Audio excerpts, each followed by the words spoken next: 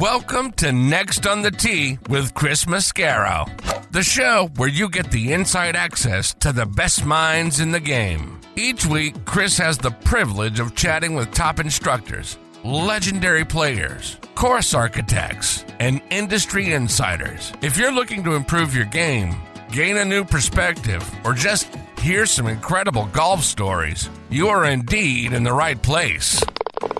You see, Chris, let me tell you something. I haven't spoken to a press man in my life that is knowledgeable, seriously, as you are. Never. You do such a great job. It kind of makes me feel good all of a sudden. You do so much for the game. You're so kind to all of us that are out there in the game. You know, we need more people like you in the game of golf. Thank you for pressing play. Now, grab your clubs, step up to the tee, and let's get started. This is Next on the Tee. Hi, folks, and welcome into this week's edition of Next on the Tee, where golf legends live and your game gets better. I'm your host, Chris Mascaro, and boy, am I excited about this week's show and who I get to share with you. Got three guys that I think you're really going to enjoy. Starting with the confidence doctor, Dr. Bob Winters. You guys know Doc joins me every month, and he always delivers some nuggets of wisdom for how we can think differently and play better out there on the golf course, and this time around is no different. On the back of Tommy Fleetwood recently losing a two-stroke lead with 3 holes to play at the Travelers Championship, the subject of choking has been out there online and on social media. Well, Dr. Bob talks with us about what choking is, but more importantly, what it isn't. I think you're really going to enjoy his insights on that topic. You'll also hear about the amazing number of junior players that he's working with that are out there bringing home the hardware. Look, if your son, daughter, neighbor, nephew, niece, whoever is looking to get to the next level with their games, be sure to reach out to Dr. Bob. He is having an amazingly positive impact on so many junior players. He's going to do a world of good for your junior players. We talk more about why that is this week here on the show on this segment with Doc. So reach out to him. Again, theconfidencedoctor.com is where you're going to find him online. Following him, my assistant captain, Darren Pang, is back. One of the many great parts of summertime is getting to catch up with Panger following the Stanley Cup Finals. Look, Darren is the best part of any broadcast that he is a part of. Dan Quinn talked about that when he joined me a few weeks back. This time around, Panger talks about what it's going to take for some team to overtake the now back-to-back defending Stanley Cup champion Florida Panthers. We look ahead to next February's Olympic hockey tournament, one of my favorites. I love Olympic ice hockey. Then we get into some golf talk and hear about his Miura golf clubs. Darren has been a club ambassador for Miura for many years. He's talked about it on the show several times. He describes for us what sets them apart from other club manufacturers. Panger also talks about why Royal County Down is his all-time favorite golf course. He shares memories of being at the 1997 Open at Royal Troon. Plus, he takes us inside his home course, Prestwick Village Golf Club up in Michigan, and onto his backyard where he's got an amazing putting green from Celebrity Greens. He'll talk about that as well. Panger is just one of my favorite people. He's just so wonderfully positive and a great guest and a great storyteller. I think you're going to enjoy his segment as well. Then in part 2, the CEO of John Doe Sport, Morny Botha, makes his Next on the Tee debut. Now, John Doe Sport is the premier sunglass company out on the market. Ernie Els was so impressed when he tried a pair on, he immediately wanted to buy into the company. Ernie never wore sunglasses on the golf course until he started wearing John Doe's, and you're going to hear why. And John Doe Sports technology is going to help us read greens more effectively and become more efficient and consistent putters. Folks, this isn't a sales pitch. They don't sponsor the show, nor is it a bunch of mumbo-jumbo. You're going to hear the science behind all of this. And Morny isn't a pitch guy, by the way. He's a PGA professional from South America. Now, he is CEO of the company. But we start off getting into his background into the game, running golf courses over there. Why he and Ernie bought into John Doe Sport from a science and technology standpoint. So, look, if you're looking for a sneaky advantage to have over your buddies when you're out there playing, give these sunglasses a try. While the rest of your foursome continues to wear those cheap sunglasses that they get at the drugstores, you're going to be striking the ball better, making more putts while they're chunking it in 3-putting. I think you're really going to be impressed with what Morny has to say. So, folks, a lot of great stories and insights coming your way this week, as always, here on Next on the Tee. And like I say each and every week, thank you so much for pressing play, tuning in, and taking the journey with me. Okay, but before we get into this week's show, I want to start off by giving a shout out to our good friends over at the Pittsburgh Tribune-Review. TribLive.com is the leading news website for Western Pennsylvania with news around the clock. Pittsburgh pro sports coverage, a high school sports network, a podcast network, which you can find Next on the Tee on. So go out and bookmark TribLive.com or download the Trib Live app for free and stay up to date with all the news in Western Pennsylvania and this show. I also want to talk about our friends over at the Pittsburgh Brewing Company and Iron City Beer, a brand that I have loved my whole life and started drinking when I was 21 years old, of course. Whether you're a hacker or a scratcher, the secret to a successful day on the links is knowing when it's time to grab an iron, even if that means keeping it in the bag till the 19th hole. If it's been a while since you've reached for Pittsburgh staple beer, it's time to revisit Iron City. Thanks to their incredible new facility in Creighton, the best-tasting Iron City beer ever made is now available at a course near you. Iron City pairs well with any lie and sky and serves as a friendly reminder that there's always next round. Iron City beer, best enjoyed while enjoying life. And folks, this year, get ready to experience the game like you've never experienced it before at the Keep. It's the brand new Bill Bergen and Reese Jones co-designed course up at Macklemore. Nestled high atop Lookout Mountain, the Keep offers breathtaking vistas that are even more spectacular in person than they are in the pictures and the videos. With its challenging layout and awe-inspiring views, every round there is an unforgettable adventure. Whether you're taking on the signature holes or just soaking in the scenery, the Keep is where your best golf meets nature's finest backdrop. So grab your clubs and join us up at Macklemore this year. The Keep is open for preview play and it's waiting for you. But you gotta hurry now because spots and availability are filling up fast. So don't wait. Check out both courses, the Highlands and the Keep, for yourself online at themacklemore.com. And then do yourself and your buddies, or yourself and your family a solid by getting your spot reserved now. And experience distance and forgiveness all at once with the new QI35 driver from TaylorMade. QI35 is designed to give golfers more distance from more of the face while maintaining maximized forgiveness through high MOI designs. Whether you're looking for low spin and maximum workability or easy launch and plenty of adjustability, it's available in low spin, core, and max models. QI35 also has a full assortment of fairway woods and rescues to deliver distance and forgiveness throughout the top end of your bag. Check them all out online at TaylorMadeGolf.com. All right, now back in Next on the Tee with me is the Confidence Doctor, Dr. Bob Winters. Doc has been a wonderful part of the show for the last 19 months now, and I am very humbled to tell you that number and so grateful to him for all those times. As you know, he joins me the first part of every month to help us think differently, develop confidence, and play smarter. You can find him down in Orlando at his Performance Enhancement Company or over at the Ledbetter Golf Academy at the Reunion Resort.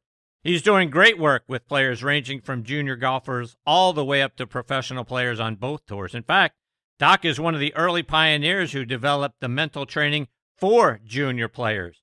He is also a board member of the Next Tour, which is a feeder tour for the Epson and LPGA tours.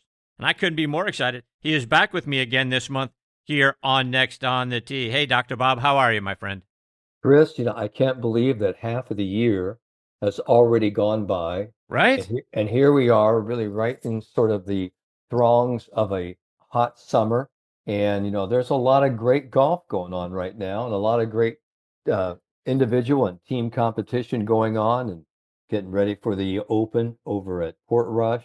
So, yeah, there's a lot of great stuff going on. How have you been, Chris? I'm doing really well. Thank you, Dr. Bob. All right. It's always awesome to be with you and Next on the Tee. I'm always honored to be, part of the show. Same here to have you.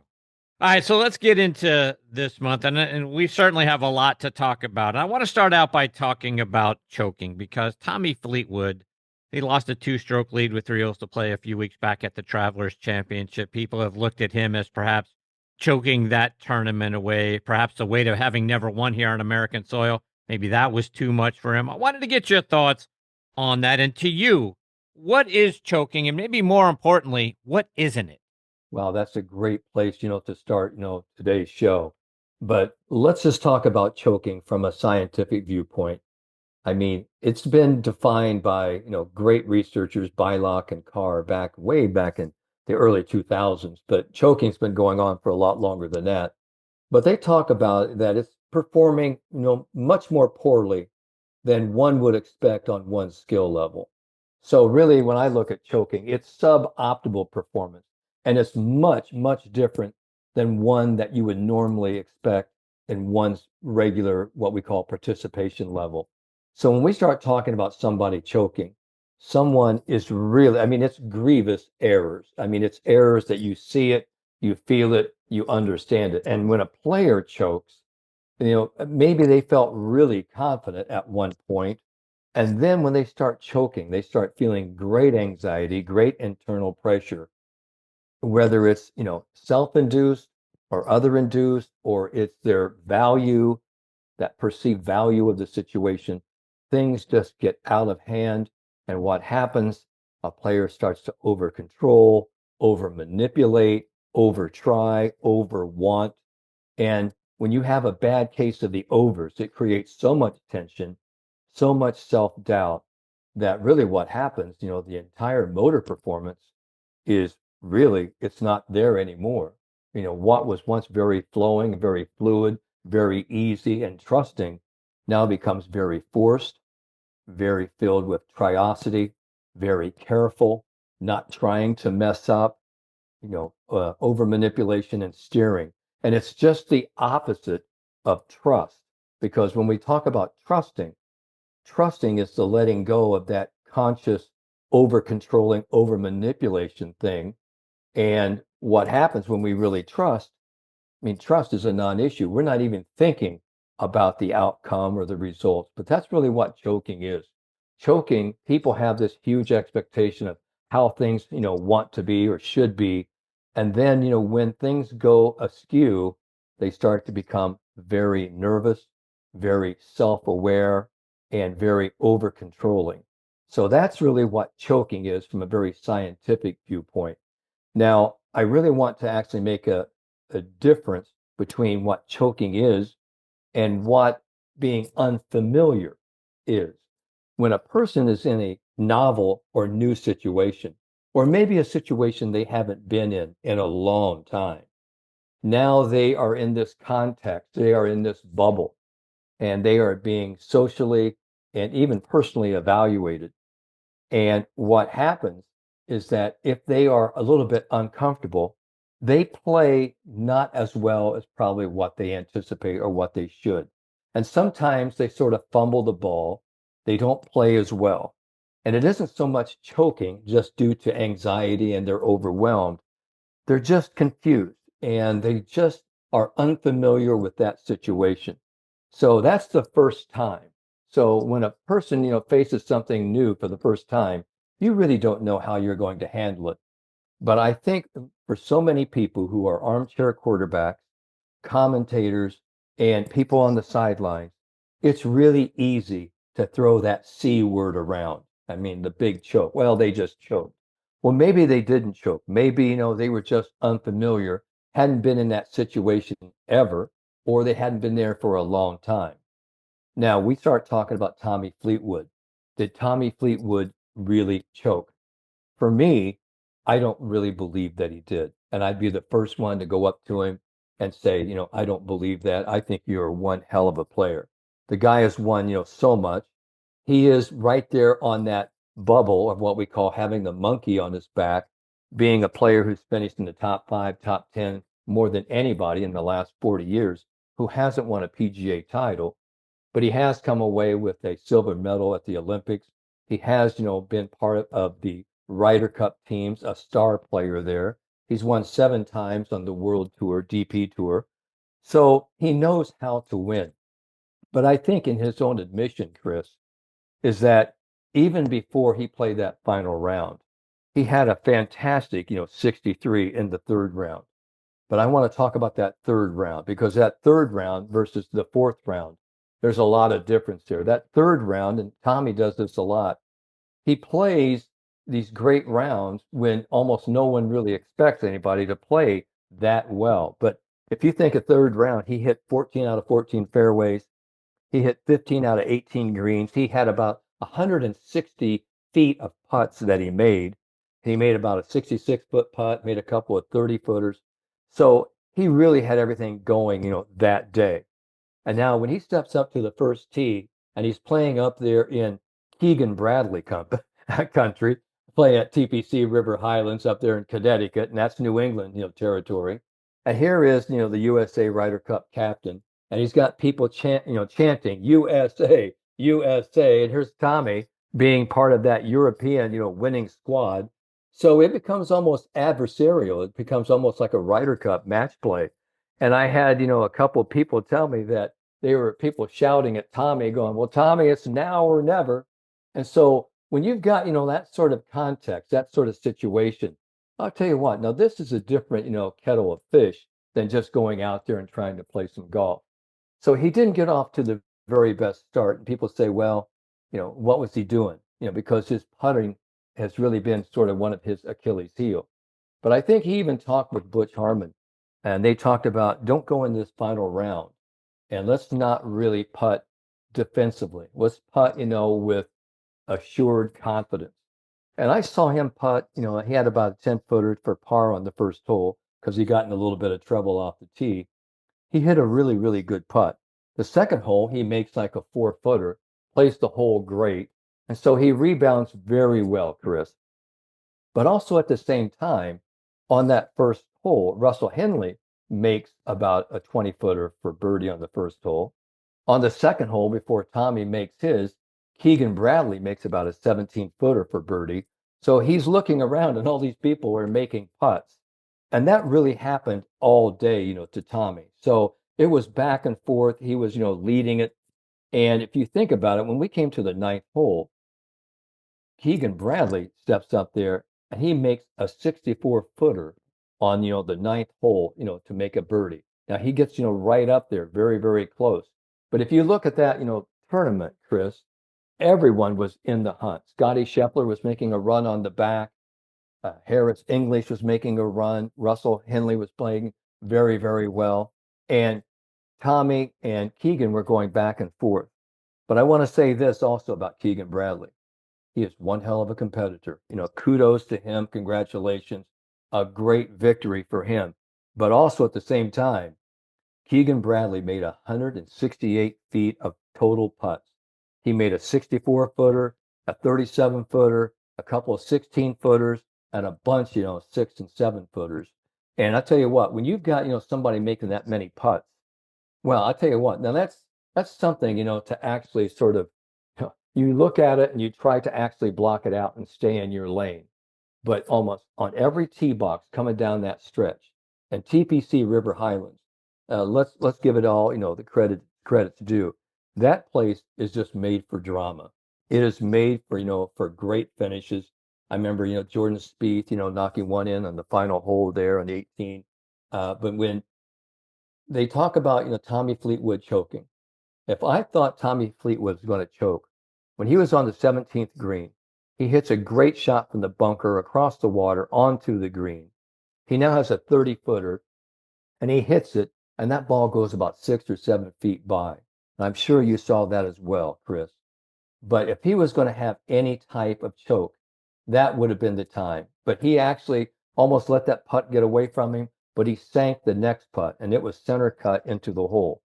Now, as they step to the 18th tee, and I really want to set this up, Keegan Bradley steps up there.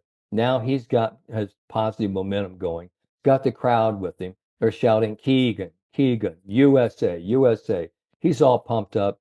He slams one right down the right middle of the fairway. Just a perfect tee ball. Tommy Fleetwood gets up there. He has to actually match that.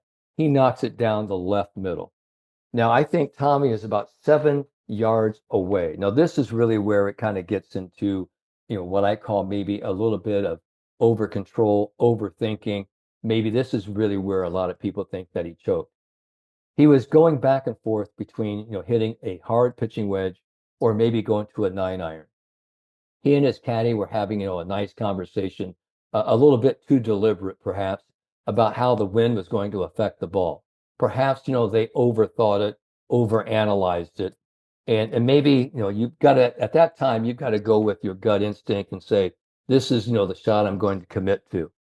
I felt that Tommy Fleetwood stepped in. He hit the pitching wedge, felt like he hit it well, and it came up a little bit short. And I think, if I watched the ball tracker, it looked like it hit, that ball, and the wind got it and knocked it down in front. Then Keegan Bradley, to his credit, steps up there and hits a phenomenal shot, 6 feet, underneath, the hole. Perfect placement, perfect lead. Now, at the same time, before Tommy even has a chance to go up and putt or chip from his position, Russell Henley over in the other part of the green chips his in to go from 13 under to 14 under. So now the crowd is just bedlam. And now it's Tommy's turn to step up there and putt. And I happen to believe, that when you are in that situation, and this is really what I don't think a lot of people understand, one of the toughest things to do in golf, and we hear it a lot, it's almost a cliche, is to be able to get the ball close or to putt when you are far away in order to seal the deal. So Tommy, who had just actually hit a putt, maybe with a little bit over aroused on the 17th hole, I think maybe he actually did, sort of a realization, hey, let's not, slam this ball by the hole. He hits it and it comes up, a little bit short, but it's about 6 inches outside Keegan Bradley's line. Now, I don't know if you saw that putt. I saw it over and over and over again because I've been talking about it. I think Tommy, Fleetwood hit a good putt. A lot of people say that he swiped it, but no, when he was actually talking with Rich Lerner and Randall Chambly later, they were watching in a slow motion. His putt, about a foot, 2 foot from the hole, actually pops up. It looks like it hit maybe a little pebble or maybe some imperfection in the grass and slid to the right. Keegan Bradley saw that, but Keegan Bradley stuck to his instinct. He said, I don't really think it breaks that much, but I'm going to go ahead and hit mine fairly firm. And he actually hits it, and you see that ball moving from the left edge to the middle of the hole. Keegan Bradley comes, makes birdie. Tommy Fleetwood, walks away. So when people ask me, wow, did he choke? I don't think Tommy Fleetwood choked. I mean, I thought he hit too many good shots under pressure in the context of a very, very nervy situation. And I thought he held up very well. But did he win the tournament? He didn't win. But I didn't think he really lost it either. I think he did a very, very good job. So that's, my viewpoint. But, he said, I haven't been in this position for a long, long time. So I think I give him, sort of a pass on, the C word here this time. But he's just too good of a player. I really do believe that he will win. And I think this is one of those times where you don't define it as failure, but you use that information, you refine your mindset, you refine your skill set, and the next time you're in that situation, you'll handle it, better, perhaps a little bit differently. And if that isn't, we used to talk about Rory McIlroy. When was Rory going to win? When is he going to get the monkey off his back?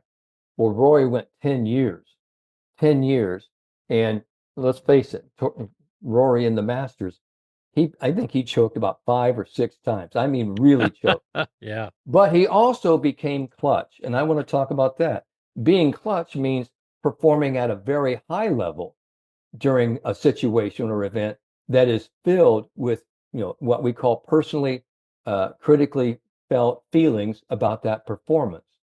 And it's just a great thing when a player rises above, what everyone expects of them, and they just play at a different level. And that's really what this game of golf is all about. It makes great theater. So I just hope everybody, doesn't start throwing around that choke word, because we do that a lot at clubs. When a player, has played great all day and he's gotten a position to win his club championship and he just hasn't ever been there before, and he kind of flubs it a little bit. He doesn't play bad, and it isn't really bad shots. He just doesn't, close the deal.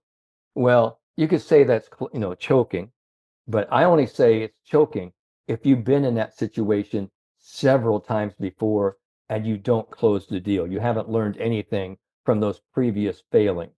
So that's why I say, when somebody does it for the first time, they're unfamiliar with, how they're going to deal with it. So, that's really my viewpoint here. I'm sorry, I didn't mean to go on this diatribe about that. No, but I just thought it was fantastic, viewing theater.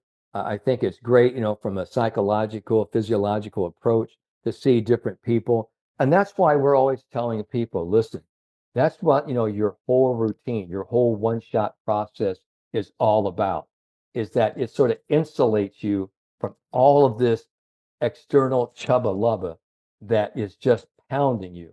And if you could actually keep things very simple and keep it about the task, keep it about the target, and just give yourself permission to execute the way you know you can, most of the time, you come through pretty good. But even if you actually hit the shot a little bit, you're still, getting through the doubt, getting through the worry, getting through the fear. And to me, that is a victory, that's a victory in itself. When you can get through that fear, when you can get through that almost that self-imposed pressure, and you can say, you know what, not this time. I'm going to do it this time. And I always love, the great choreographers and the great performers when they say, hey, don't think, just do. And that's why I think Nike, had that, 3-word slogan, just do it. Because there comes a time when you have to think the shot through, then you've got to give yourself permission to step in and then just do it. And then at the end, you have to accept it and move on. And I will say this about Tommy Fleetwood. He was very gracious and, in his words to Keegan Bradley, showed what a great sportsman he was. And he said, this is going to hurt. This is going to leave a mark, but he will learn from it. But he also said something I think everyone needs to kind of pay attention to. He said, I did way too many things, this week and today for me to actually beat myself up about it. He goes, yeah, it'll sting for a while, but I'll pull the good out of it and I'll be better for it. And I think that's the lesson that, as a sports psychologist, that's the lesson I want everybody to hear. Yeah, and I agree 100% with all of that, Doc. I want to kind of take one off to the side here, one more note on this, because to your point about all the putts that Keegan made along the way to get himself into that position, a lot of times the media wants to focus on the negative. We want to focus on the person who lost, the guy who lost, the girl who lost, the team that lost, and why they lost, instead of on the opposite side of that coin, taking the positive spin on it and say, this is the team and how they won it. Here's the player and how they won it. To me, that is the story. It's not that Tommy choked this thing away. It's what Keegan did to win it. I think we got to focus more on the winning side and what teams and players have done to put themselves in the position to win and then gone on and won it and took it, right? I think that's at the end. What did Keegan do? All those feet of putts that he made in order to put himself into that position. The putt he made on 18, the shot, as you mentioned, the shot he made on 18 to put himself in an opportunity, to put himself in position to win it. I think we got to focus more on those things and the winning side than try to figure out how or why somebody or why a team lost it. Yeah, I think everybody can throw the red flag of BS, easily onto the field, right? But, let's talk about Keegan Bradley because that victory, I think this was what we call a revenge. And revenge is best served, on what we call a cold dish or a dish that is cold. I think, this is something he's been waiting a couple of years to actually get back because, when he was really should have been, I thought, should have been picked to be on, the Ryder Cup team a couple of years ago. And I'm sure that hurt because he's won here before. This is kind of like his home turf, up here in New England and TPC, River Highlands. He loves that golf course. And to do it in front of people. Now, a lot of people say, well, it's a home course advantage. He had the crowd going for him. I'm going to look at the other side. Sometimes, there's no greater burden than to have a home team, the home support, everyone saying, yeah, you're going to do it. Yeah, you've done it before. But, in truth, it's a huge burden. And you've got to take all of the great expectations, all of the wonderful things that you want to do to please people and try to impress people and bring it home for the home crowd. You've got to put that away. And you've still got to go out and execute. And I got to tell you, this is really the guttiness of a Keegan Bradley. This guy, he wanted it. And you could see that. And I saw, I think, on the putt on 15, where he makes, that bomb from 37 feet. And he just kept coming and kept coming. And that's part, of his personality. He really is, a great competitor. And I think, whether he, is the playing captain or he is just, the team captain, and really he's got a kind of a decision to make because we haven't really had anybody in this position since I think Arnold Palmer Right. about 45 years ago. So it's going to be interesting, debate because the Ryder Cup is just so much. It's become so much bigger than, really what, anyone almost envisioned it to be. But it is really, something. And to be up there in New England, to be at Bethpage, to be, in the town where, that Keegan Bradley, graduated from, St. John's. Yeah, I think, you've got a lot of, going to have a lot of USA up there. But somebody asked me that. They said, "Do you think the USA has an advantage here?" And I go, "Well, they do have a lot of advantages here, and always the home team does.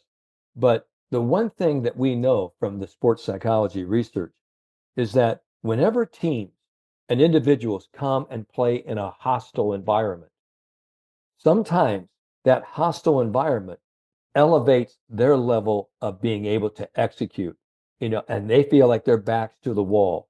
So that's another thing that people have to, kind of, understand is that everyone loves, that crowd. Everybody used to hate, the Yankees. Okay. Everybody used to hate the Yankees or it Still was do. yeah, and yeah, exactly. Well, especially you Steeler fans, but I mean, and football teams, Yep. football teams, everybody baseball, football, whatever. But I remember, growing up, in the state of Indiana, Notre Dame, everybody who played Notre Dame, I don't care if you actually, uh, just if you were 3-6, but if you actually beat Notre Dame, during that season, you had a successful football season. I mean, that's how strong they were.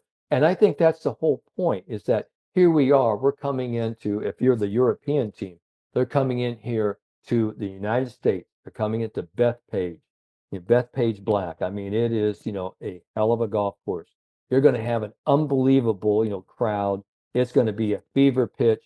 And I got to tell you, everybody understands this is what the Ryder Cup is all about. It's the best of the best facing each other, mano a mano, team versus team, and who is going to actually handle all of this pressure, handle all of this psychological chubba and get down to business and play golf and really let their talent come out. And that's really, what I'm always, really interested in.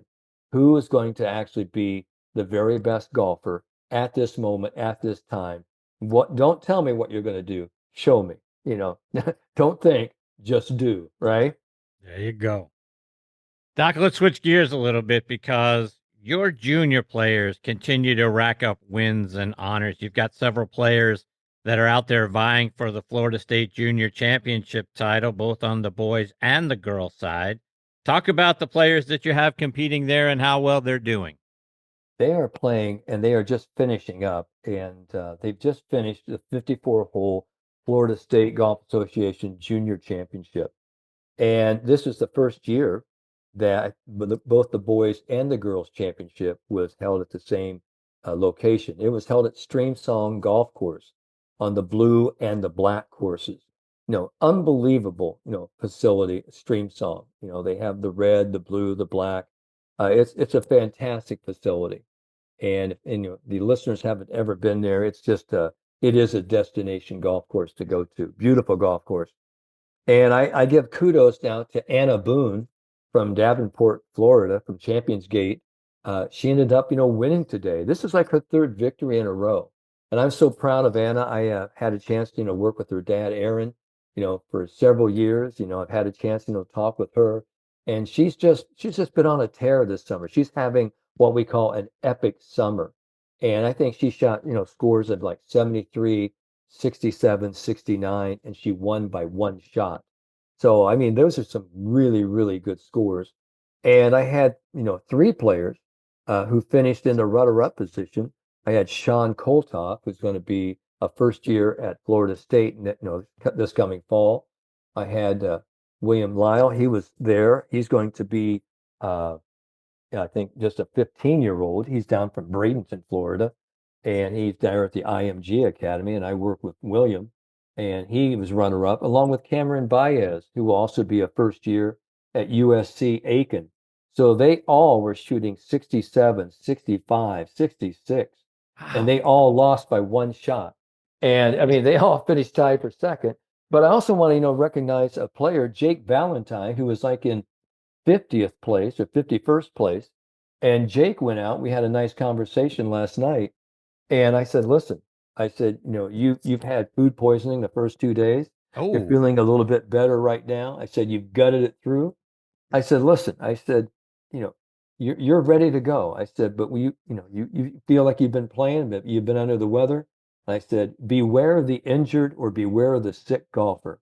I think that's what Sam Snead and Ben Hogan said years ago.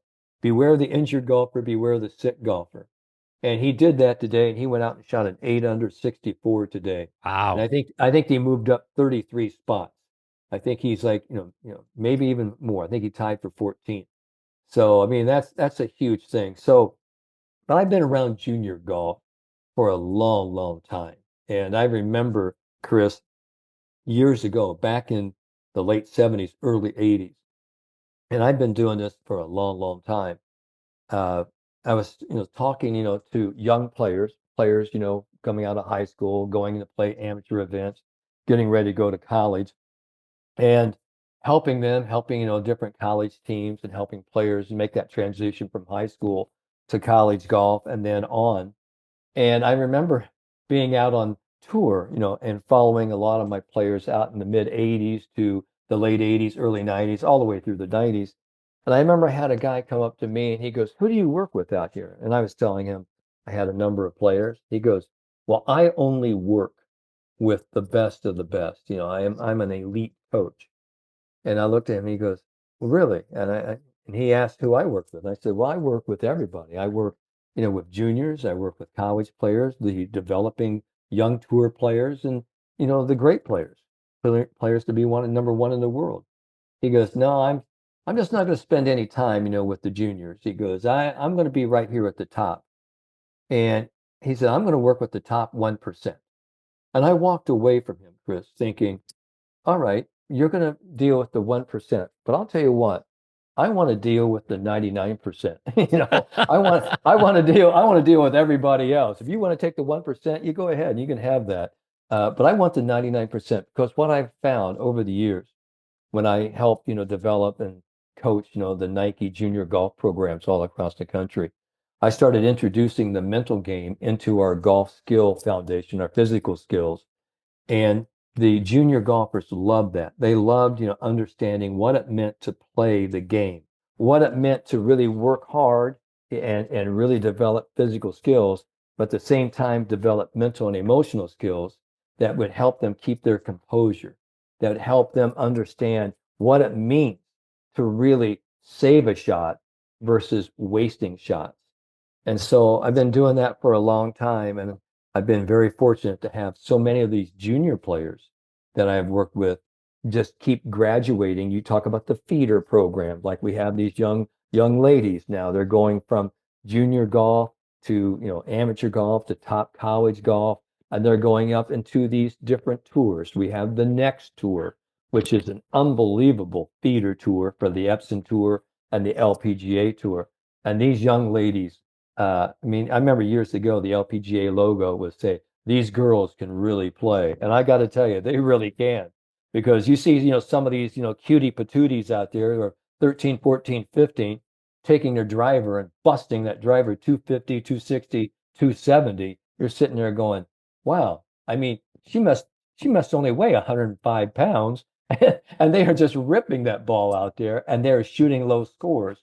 But, a big part of it is that they now have a mental, emotional, even a visceral foundation that says, this is what's important. I've created a directed mind and I'm helping myself, play the very best golf that I can. So it's been unbelievably rewarding. But as we know, I've been doing this for a long time.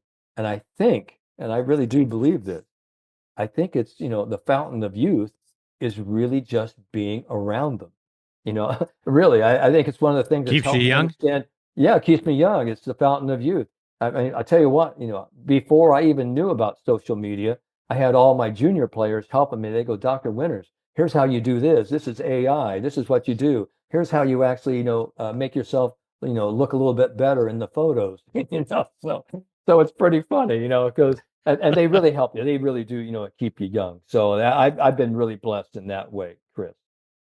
Doc, just a couple more before I let you go, and I want to stick with some of your junior players because you've got another young man, Jackson Halsey. He was recently named NACC Men's Golf Athlete of the Year. Tremendous honor for that young man. Talk about him. Well, Jackson Halsey, comes, from outside Chicago, and I started working with him about 3.5, 4 years ago. And he had great passion, great desire, and he went to another university, and he said, "Listen, I think I could do a little bit better, have more playing time at another school." And so he put himself, on the portal and was now then traded, and he actually transferred to Aurora University, and he's just set all sorts of different records up there and really having a great time. Just an excellent young man in Jackson Halsey. I've got another player here in town who comes, right here from Orlando, Carson Baez, plays for the University of Richmond. He just finished runner-up in the Southeastern Amateur here a couple weeks ago.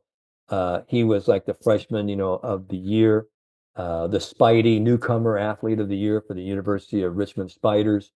Both of these young men, I've just been so blessed to have such great people, great families, great moms and dads, to have, great kids that I've had the chance to work with and help mold and help groom them, into becoming, great sports people and tough competitors.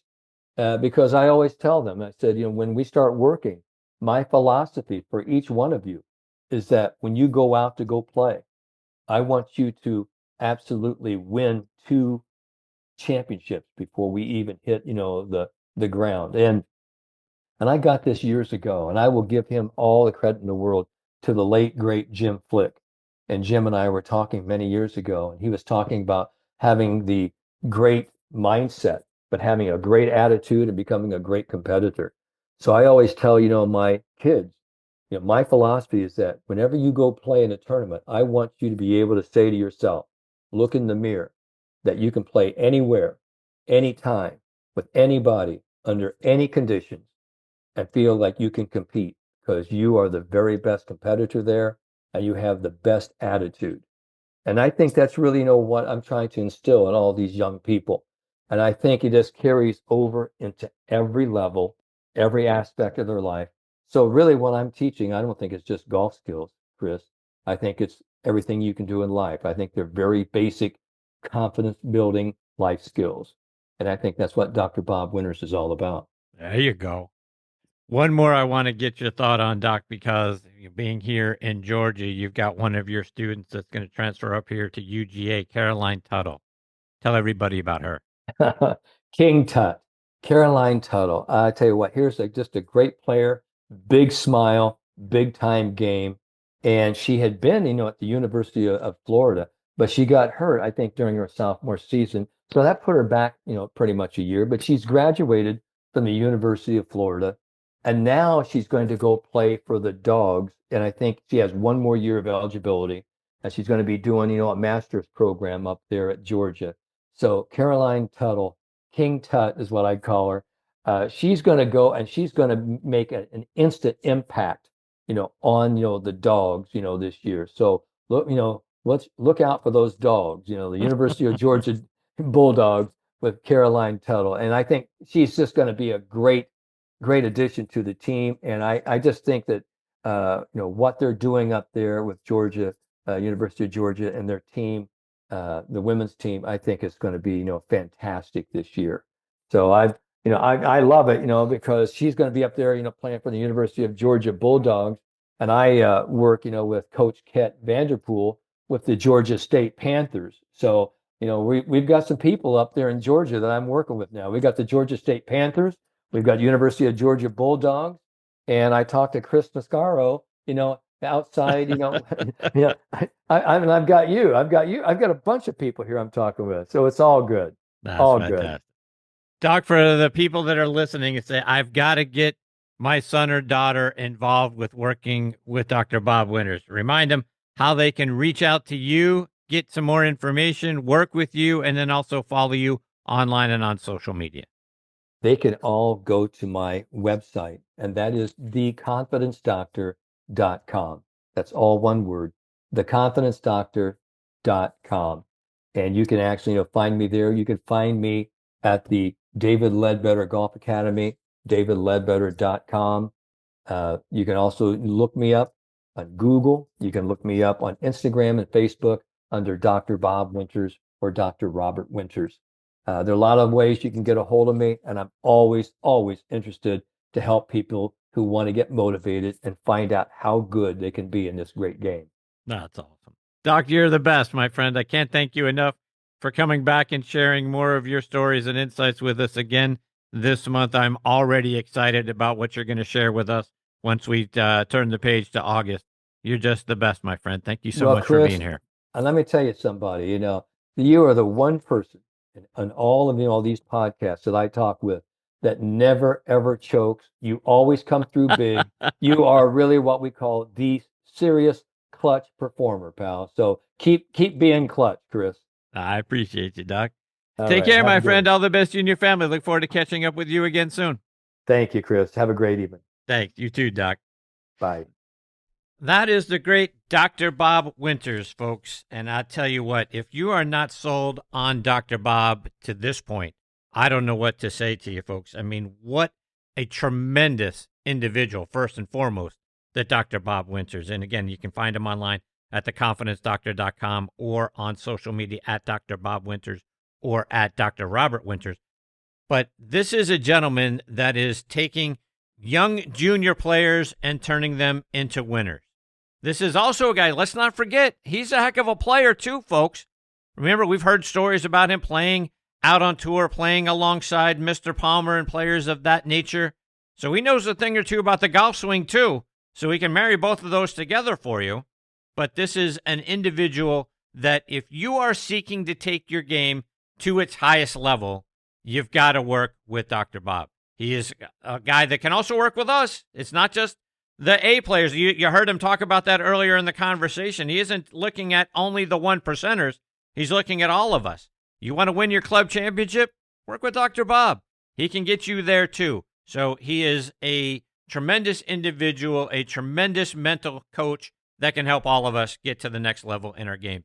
Again, theconfidencedoctor.com, at Dr. Bob Winters on social media.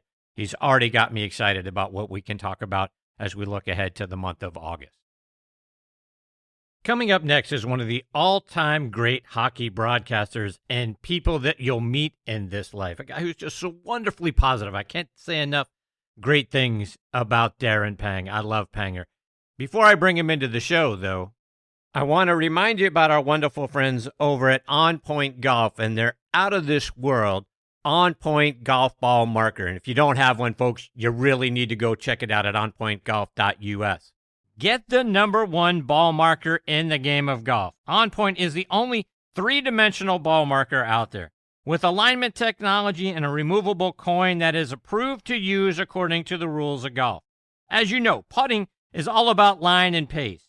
Mark your ball with On Point, engage with your three-dimensional ball marker, and have more confidence in your line, execute the putt, and you're going to lower your scores. Do what the likes of Jim Furyk, PGA professionals, and amateurs alike are doing now. They use the #1 ball marker in golf and they lower their scores. You know Ken Duke and Thongchai JD. They won for the first time on the PGA Tour in 2023, and they were using an on-point ball marker. Get yours at onpointgolf.us and make more putts. And oh, by the way, you can also customize the removable coin for any club, event, or corporate outing. They make really great tee gifts and custom products. That's also going to help lower your score. I use On Point ball markers. Mine is black and gold, 3D black golf ball with a gold line down the middle to help me line up my putts. It's like having a 15th club in my bag. It's helped my game. Why wouldn't you let it help yours? Again, onpointgolf.us. See what I'm talking about. Order yours today. Okay, now back and next on the tee with me is former Chicago Blackhawks goalie and now one of the best broadcasters in any sport, let alone hockey, Darren Pang. Let me remind you a little bit about Panger's background. He played youth hockey alongside Red Wings Hall of Famer Steve Yzerman and a guy who's a great friend of the show, Dan Quinn. When Dan joined me just a few weeks ago, you heard him talking about the great job that Darren does analyzing and broadcasting games, and he was spot on. Couldn't agree more. Darren was the first goalie drafted by the expansion Belleville Bulls of the Ontario Hockey League. In 1984, he helped the Ottawa 67s win the OHL's Memorial Cup, and he was named top goalie and to the All-Star team. He was signed as a free agent by the Blackhawks later that season, got called up late in the 84 season, and was a full-timer for the Blackhawks in 1987. He got his first win that year in October against the Winnipeg Jets. He set the Blackhawks goalie record with 6 assists that season. He played in the league until 1990, and you've heard Darren as a part of the broadcast teams for the then Phoenix Coyotes, the St. Louis Blues, and like I say, now the Blackhawks. You've also heard him at the Winter Olympic Games doing a job that made each and every one of those games infinitely better, dating back to the Nagano Games in 1998. Prayers up that we're going to hear here in just a minute that he is going to be doing the games this next February in Italy. And I couldn't be more honored I get to have him back with me again this week here on Next on the Tee. Hey, Panger, how are you, my friend? Well, I am fantastic. And that is I'll Venmo you some cash with that wonderful introduction. And thank you for mentioning my good buddy, Danny. Quinter and I played together when we were probably 7 years old. And then we left each other at the age of 12 or 13 and then rejoined each other at the age of 16 or 17. So, I mean, we go a long way. And, to this day, we always stay in touch. And we're going to play in a golf outing. It's a pro hockey outing in Mississippi coming up in late August. So, whole bunch of really good players, man. Joe Pavelski's and the Bernie Nichols and Danny. And I know the list goes on, but it's going to be a fun event. So, but thank you for that, Chris. I'm glad to be back on your show again. I always enjoy the time and always enjoy what you send out on social media. You're always so kind to everybody. No, I appreciate that very much. So, Peggy, I know we got you fresh off the golf course. How'd it go today?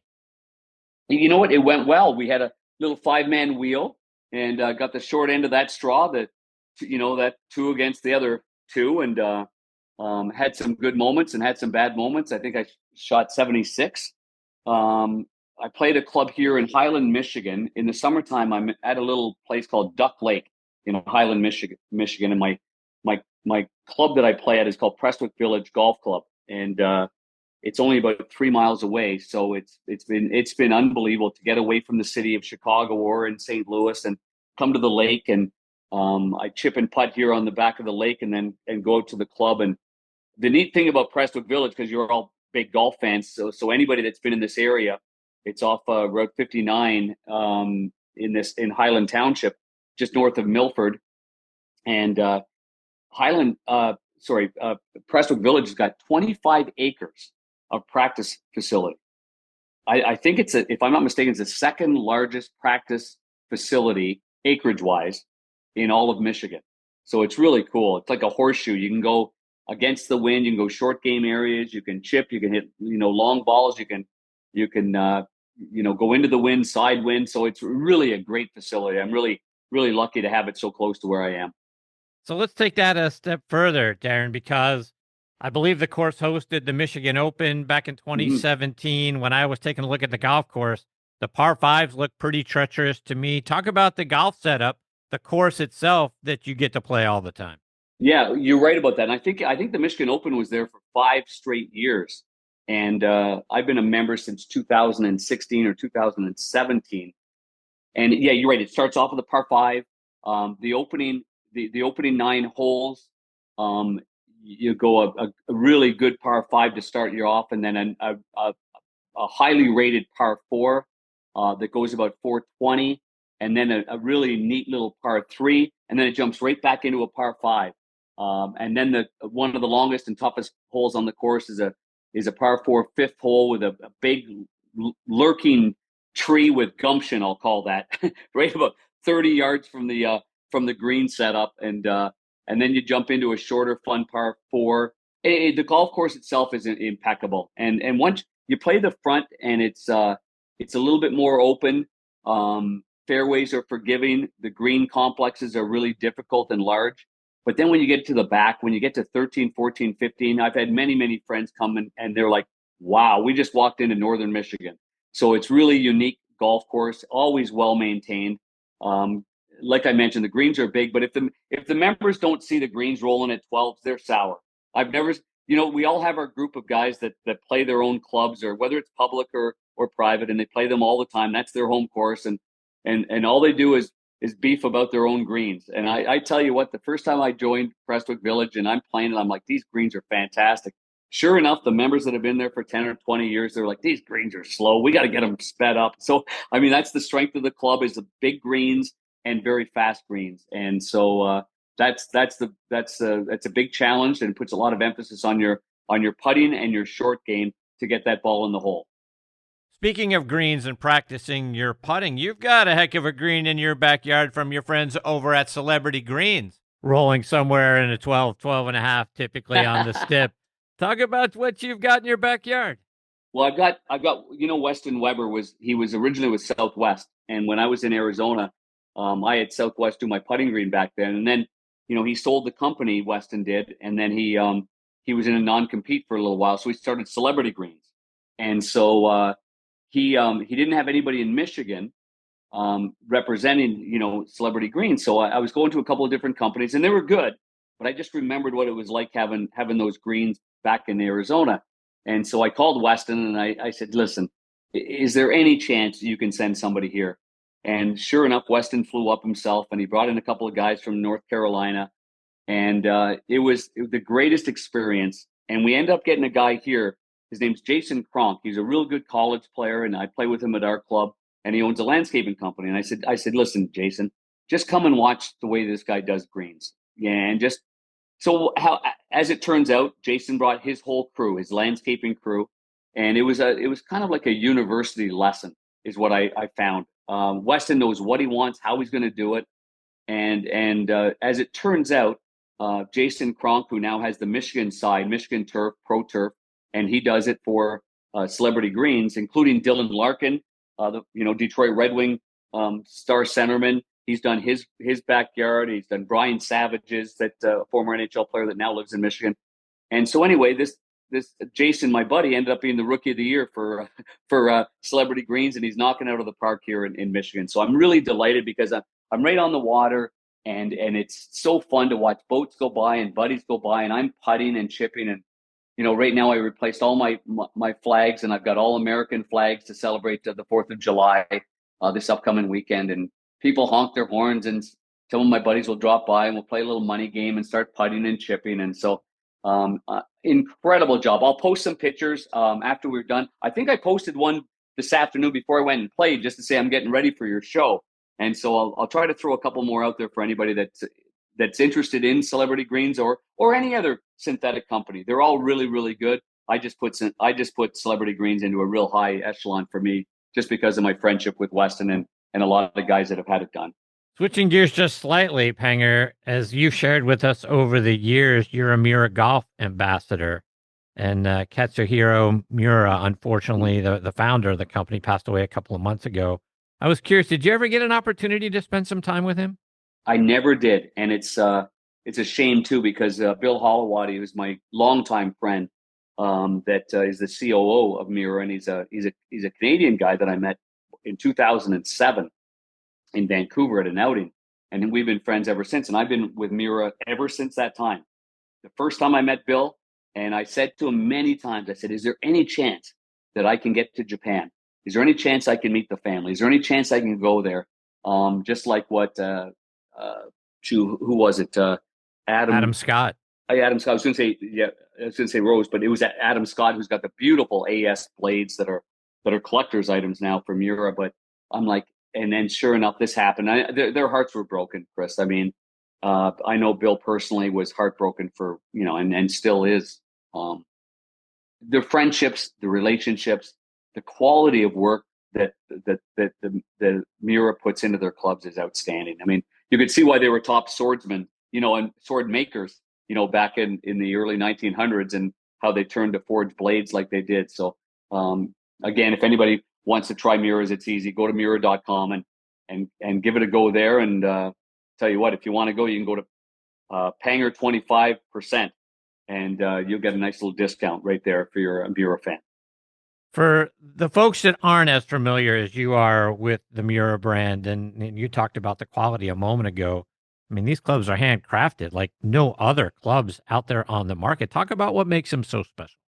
Well, I think exactly what you just said is that, so many great golfers in the history of the game, I'm going to throw some names out, but including Tiger, and, Freddie Couples was the first guy that I ever played with that I said to him, he was using another company's. And I said, boy, those don't look like that company's irons. And he said, well, actually, and this was 3 weeks before I met Bill Hallwadi in Vancouver, the CEO of Miura. And he said, actually, Miura makes all my blades, and we stamp whatever company I'm using, whether it be Bridgestone at the time or whatever company. And so that was the first I knew about the quality of Miura and how players, of that caliber used Miura's clubs and had, their company stamped, including Tiger early on. So, that says it all right there.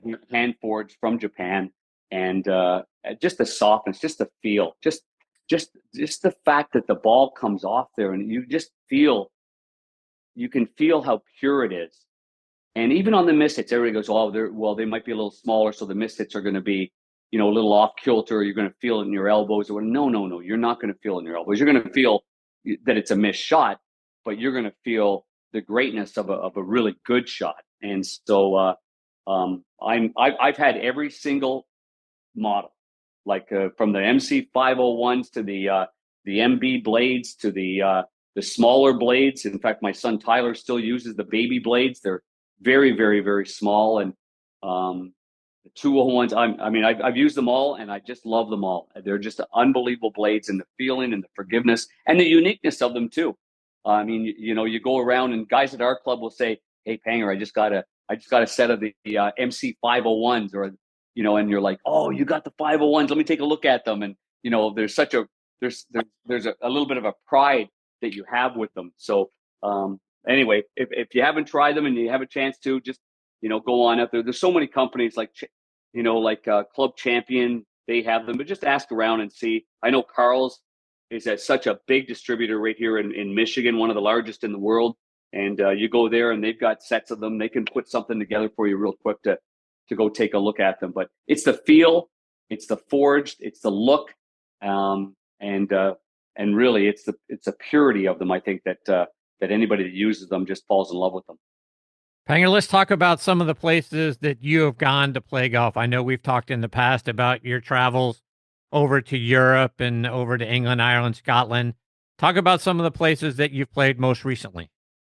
Well, you're right. I have been lucky enough to go to Ireland and Scotland. We've got a large group of guys. I've gone many times with John Butchergrass of ESPN, and Ray Ferraro has been a longtime friend of mine, and we have some managers in the NHL that do an unbelievable job of organizing it, and then friends along the way. But a lot of times what we do, and this was just a couple of years ago, they're going again this summer. It's a big expanded trip, and I'm not going to go on it because I'm going to be playing in this pro event up in Mississippi with Danny Quinn and a whole bunch of guys, like I mentioned. But it's the trip of a lifetime, because you fly into Ireland, you play Royal County Down. Our group doesn't like to play a great golf course once. They like to play it for 54 holes. So put this in perspective. We'll go for 14 days and we'll play Royal County Down and play 36-36. And then we'll pop over to Royal Portrush, and then we'll play 36-36. And then we'll play Port Stewart and play, whether it's 18 or we might play 36, and then hop on a ferry and head to Turnberry and play the Elsa course and go, honest to goodness, it's kind of sick, isn't it, the way I say it? It's like, okay, we'll get there, so we'll only play 18, and the guys will be grumpy and they'll be wondering why we're not playing 36, and then we play 18. Then the next morning it's like a 36 full marathon, and then the next morning we'll play 18, all to the same course, Turnberry, and then we'll hop on up to Royal Dornoch. And if anybody if you've been to Scotland and you haven't been to Royal Dornoch, all the guys told me that it was a fairy tale area. It's a place where Donald Ross was an assistant pro. That's how we learned the green complexes. And I said, yeah. I gave it one of those, I've been to a lot of good courses. And I got up there and it was as good as they said. So Royal Dornoch, unbelievable. So, but, over the years, playing the great courses of St. Andrews and Muirfield, I've even gone up to Cruden Bay. Have you ever been up there? No. Way up north. Cruden Bay, Royal Aberdeen. Those are good efforts to get up there and play. And they're unreal. Just to experience some of the ones that maybe are off the beaten trail a little bit, but to go play them, because it might only happen once that you actually say, okay, let's go do it. And I remember it was about 2005, and I had a group of 8 guys, including Steve Eisman that you had mentioned. We had surprised him, I think, for his 40th birthday. And I said, listen, Steve, we got to go up to Cruden Bay. By the time we got on the bus, we played 36 before. Guys were tired. And I said, we got to go there. We got on the bus. We got up there, left at 6 a.m, played Cruden Bay. And you know what? We left it and guys were like, thank goodness we did that. And then we stopped on the way back and played Royal Aberdeen, which is an incredible golf course. It might be one of my quiet favorites. And so then we played that on the way back. But I would just recommend going and playing it, whatever is out there, that it doesn't have to be the big giants all the time. There's so many great little courses that the members take such pride in. Like North Berwick would be a great example of an unbelievable golf course. I would go there and you know what, if you can't find me in a few years, go hunting somewhere in Scotland. I might be just there hiding out and playing golf. I might put a mullet on and some fake teeth. And guys that know me aren't surprised that I just said that, because I've done that on occasion. You mentioned Royal Portrush amongst all of that. Obviously, we've got the Open Championship coming up there in a couple of weeks. What was it like playing there? That is an unbelievable golf course. I played it years and years ago, so I think I'm not sure. I go back to, let's say it was 11 or 12, 2011 or 2012, and I was disappointed with how the course ended. I was like 17 and 18 are just disappointing endings. And all our guys agreed. We got 18 guys or something. We get on the bus going back to the hotel after, and I'm like, hey, what do you think? And I'm like, I love the golf course, but I hated the ending. Well, sure enough, they did the renovation. They added an 8th hole, I think. They put in a par 5 from the other course, and it blends in beautifully. And then they redid 17 and 18, and I got to tell you, unbelievable. Like it goes right to the top of the charts. Royal County Down for me is number 1 there, but man, that is not far off. And many people that we play with, they think that Royal Portrush is clearly number 1 if you're playing those two. I just happen to have an affinity for Royal County Down and the way that golf course is. And even though some people don't like the blind shots and the blind drives, but going back to Portrush, it's an incredible experience. The hospitality is phenomenal right from the first tee, the way it's set up. There's a range there, which a lot of courses don't have, including Royal County Down. So, you're on a long trip and you don't hit many balls. You just get to the tee and here we go again, 30-mile-an-hour wind. Let's go bang them around. But there they do have an excellent facility. And so, high recommendation for Royal Portrush for sure.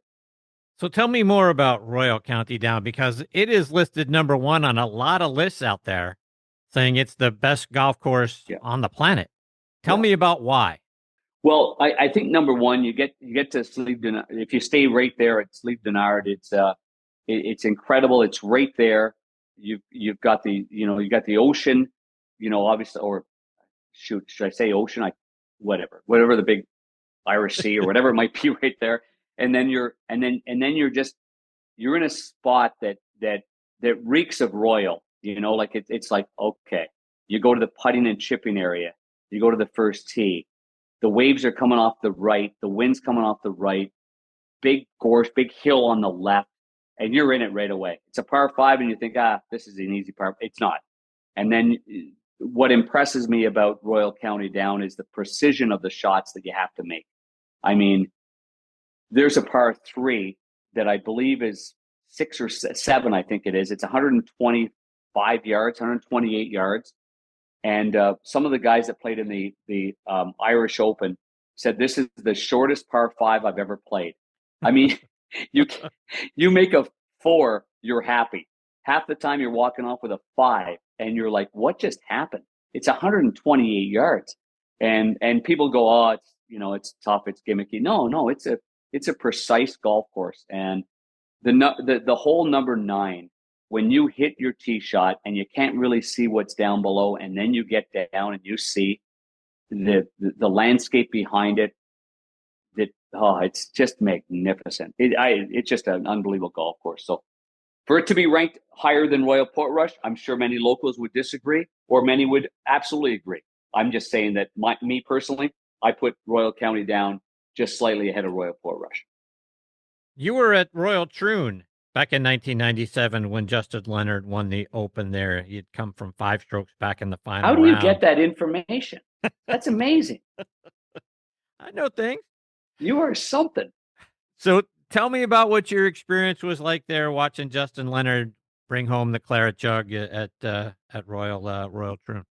You're not going to say anything about me taking the tee marker from the first hole before they even started, are you? No, but please tell me that story. Okay. Because I still have it. It's on my little synthetic tee here in the back. I got one from Turnberry and one from Royal Troon. And the thing is, that was our first experience. There was 4 of us. A guy named Bob Moran, who his family was real big in Michigan. Art Moran and Moran Pontiac. So anybody from Michigan would know that family. And Alan Trammell, the great baseball player from the Tigers. Yeah. And Steve and myself. And I think it was a celebration of Steve's 1,000th game.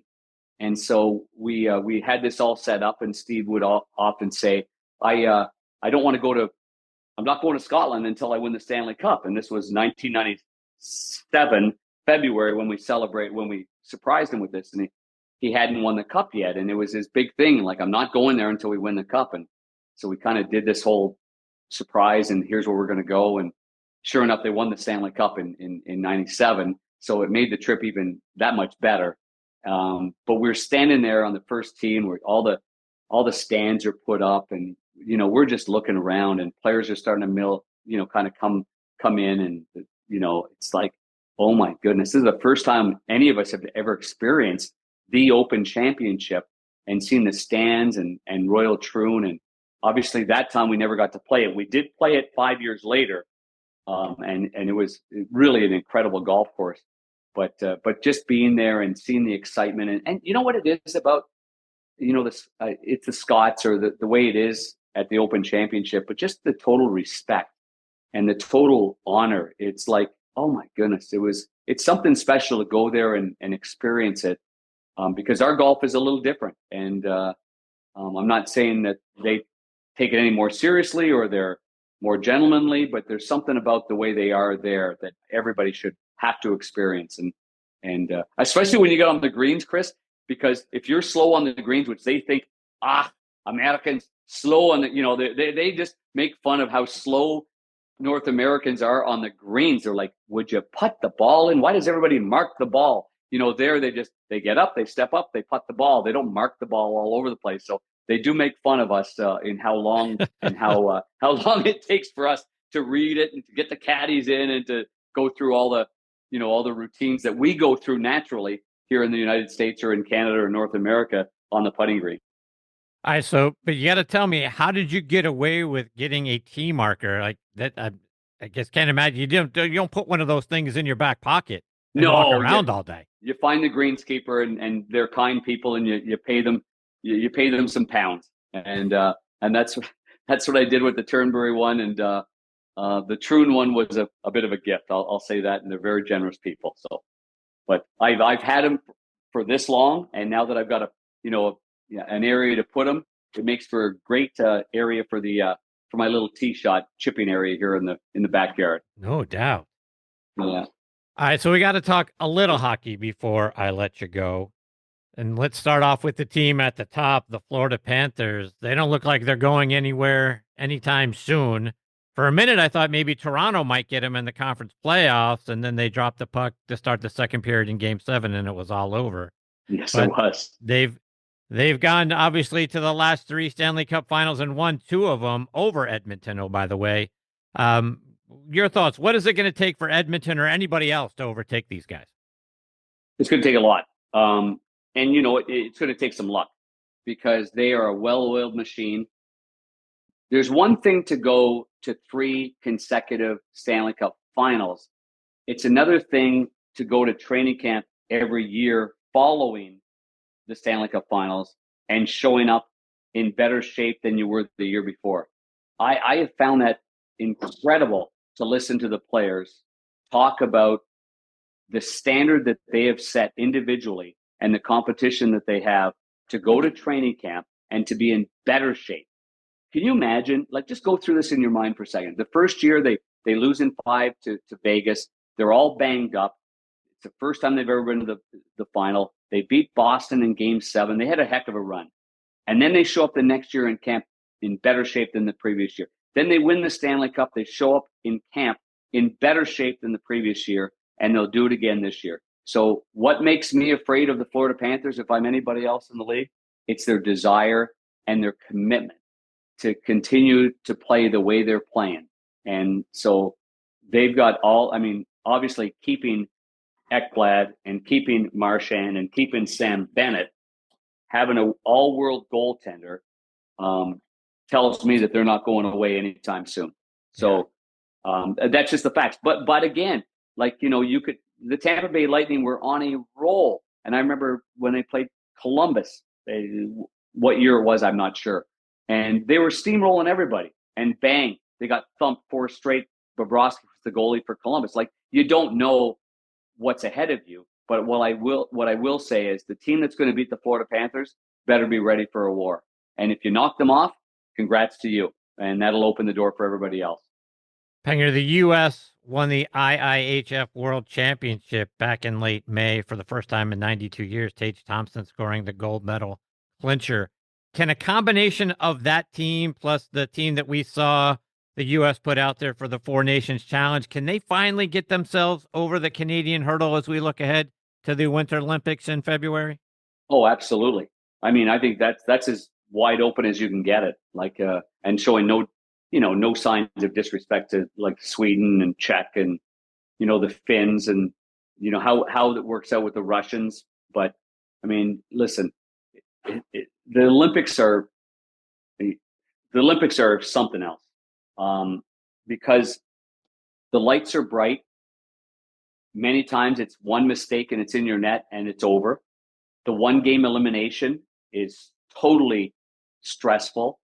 And that's why all these countries pick players that have been there before. You hardly see a guy that hasn't been under the shining lights before because you don't know how they're going to react. You can't afford to have too many guys that have never been there before because they might shut down. They might choke.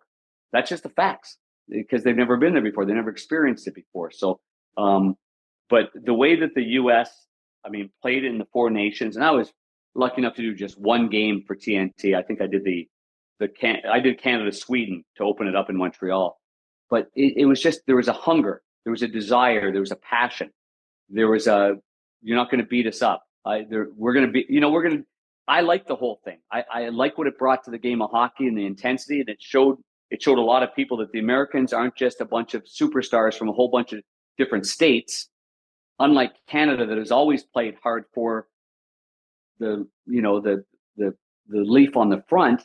I always wondered if the Americans were playing for the being an American or what's on their back. And I think what we're finding out is the American players are playing for the front, not for their names on the back. And I love that because that's what Canada has done. That's what Sweden has done. That's what the Finns have done. That's what you have to do to be successful. So yes, can the Americans win their first gold since 1980 in the Olympics? Yeah, absolutely they can. I wouldn't be afraid to say that at any point. And I think the Olympics are going to be great. You said before, Chris, about the Olympics. As of this point, I'm not doing the Olympics. Oh. So it's who do we got to call? It's Ghostbusters. It's an NBC product, and so I'm sure they've got their guys that they've had before or previously. And it's funny that you say that because you said it earlier, and I do. I love the Olympics. I love that I was there in '98. I was there in 2002 and 2010, and it was wonderful. And now, you know what I like? I mean, if somebody asked, it'd be, wow, what a thrill. But I like sitting back and watching it too. I like enjoying it, and I'll be somewhere playing a little golf, somewhere warm, and I'll be able to enjoy the Olympics and watch it. So, but it's going to be something else. I'm really excited about it. Panger, one more before I let you go, and you mentioned this just briefly earlier on, but your son and your nephew are both really good players. Update us on them. Yeah, my son Tyler was he was a really good player. He went and played at St. Peter's College, and luckily in his life he ended up marrying a girl from Jersey, and they've got 3 beautiful young daughters that are under the age of 5. I've got 6 granddaughters, they're all girls under the age of 5.5 right now. So, but Tyler doesn't play as much anymore. He was at a place called Raritan Valley in New Jersey, and he was an assistant pro for a period of time. He was at Glen Echo in St. Louis as an assistant pro for a period of time. But I the life of an assistant pro, how many hours they have to dig in, and it was just a little much for him having young kids. So he's enjoying a little bit of golf. Doesn't play as much as he'd like to play, but anytime he plays, the kid can just pick up a stick and just play. He's a great kid. He loves to play. He's got great short game, and so my nephew Jake is also a good player. He's been competing in Canada as well. He went to Utah Valley State University and played there collegiately. I was really lucky. I was able to caddy for him in the U.S. Junior Am in Tennessee, and it was so much fun. It was 100 degrees. He didn't make the cut, but what an experience that was. So so he's a really good player, Jake Bryson, and he's up in Ottawa, and he plays in a lot of Canadian events, and he's got some game to him. He's a lefty, a typical Canadian, good left-hander, influenced by the great Mike Weir. Darren, before I let you go, remind our listeners, how can they stay up to date with all the great things that you're out there doing, whether it's on your broadcast, it's online, it's on social media, and stay up to date with the things you're going to do this summer and the places you're going to be playing? Well, thanks, Chris. I appreciate that. I don't have a website. I'm at Panger40 on X, or formerly Twitter, and I'm on a little Instagram, but I don't post very much on Instagram. I like reading through that, but I'm the broadcaster for the Chicago Blackhawks on CHSN. I'm going into my 3rd year with Rick Balls, my play-by-play partner, and we're just having a blast. It's been great getting back to Chicago, and I live in downtown in River North, and then spend my summers here in Michigan. And so that's kind of it right now. And, obviously, my work on TNT, man, I love that group. I got to tell you that being with the greatest of them all, with Wayne Gretzky during the playoffs, and playing golf with him in Edmonton and in Florida. And spending some time. Charles Barkley is the kindest human being in the world, and he spent some time with us. So I can't say enough about the family that we have at TNT. They're incredible people, and I think we do a phenomenal job for the game of hockey, and I know everybody cares about it. So I'll be and I've got another year left on that deal, and hopefully I can extend that and continue on for another couple of years. I hope so. I got lots too. left in me, Chris. Yes, lots you left do. in me. Yes, you do. Panger, it's always a huge thrill to get to spend some time with you and having you as part of the show. It's something I look forward to every summer when you're done broadcasting the game of hockey. I hope we get this privilege of catching up with you again before too long. Chris, that sounds great, and thank you for being who you are, and take care of that ankle of yours as well. Get her ready. We'll see you on the course. All right. Take care, Panger. All the best to you and your family. We'll catch up soon. You got it. You too. Take care. Yeah.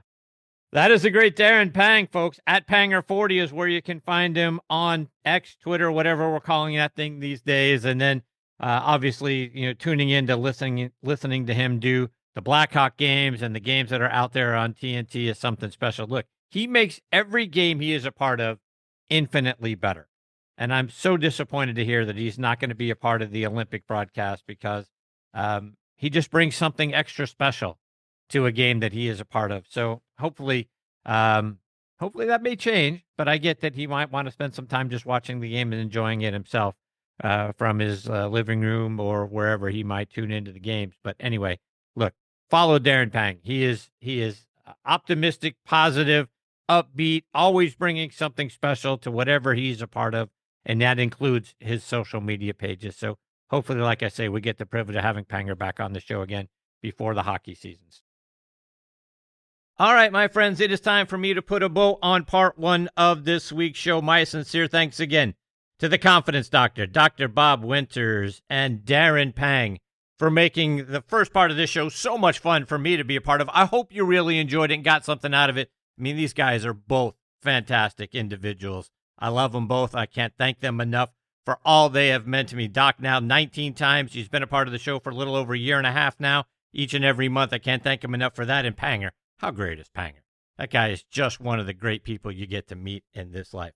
Now come back for part two. Now, Morny Botha is going to knock your socks off with all that he is doing with John Doe Sport. I'm telling you, folks, a sneaky way to go out there and put essentially a 15th club in your bag and to beat your buddies is to check out John Doe Sport online and try these glasses. I'm telling you, the science behind it is going to make a difference in how you see the golf course and how you're able to discern small breaks and the grain and all that stuff on the greens, and to be able to block out a lot of the stuff that is making it harder for us to judge the distance down to the golf ball and to see that clearly and to be able to make clean contact. I'm telling you, these glasses are going to make a difference, and your buddies are going to be wondering what the heck you did because they got those cheap drugstore sunglasses on that's messing up their perspective, and you're seeing things crystal clearly.